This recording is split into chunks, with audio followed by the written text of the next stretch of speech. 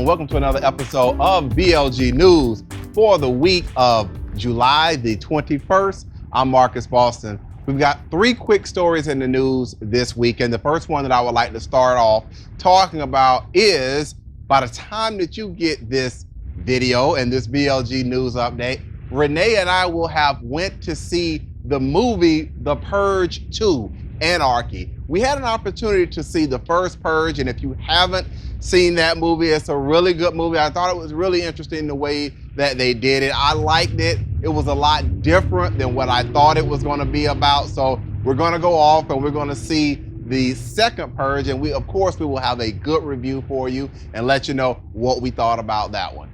The second story that I would like to talk about is one that was sent to me by a BLG fan, and it deals with the fast food industry and how workers in the fast food industry at times can put us all at risk. And this story deals with the fast food industry, and the name of it is, it comes from CNN Money.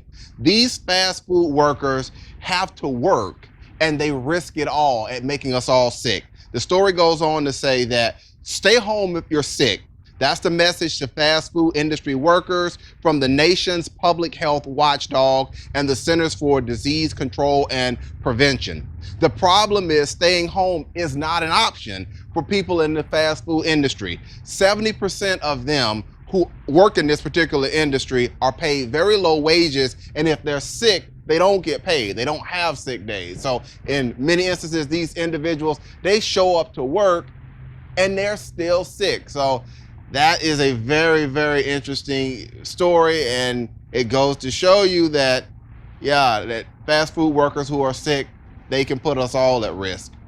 The third story that I would like to talk about, the final story, this also was sent to me by a BLG fan, very serious story. If you haven't had an opportunity yet to watch Stuart Scott from ESPN, if you haven't had an opportunity to watch his story on YouTube, he gave a speech at the Jimmy V Awards. He gave a speech there, and he was talking about his bout with cancer and how he's overcome and just what he's doing right now. If you haven't watched it, like I said, go to YouTube, watch the speech. It's very, very encouraging. It's very powerful, and it just goes to show everybody how how cancer is, but even with that said, a strong spirit and a strong determination and a strong will can help us achieve and overcome a lot in life. Well, guys, you know the drill. If you have a story that you would like to suggest for us, go ahead and send us an email to info@bostonlawllc.com. Again, that's info@bostonlawllc.com. If the story has something to do with what we're doing here at BLG, we'll do all we can to try to go ahead and get that in the news. Well, guys, that's it for the news this week. Again, I'm Marcus Boston, and my wife Renee is right behind the camera. You see that beautiful hand of hers? And we'll see you next week, guys. Y'all take care. Bye-bye.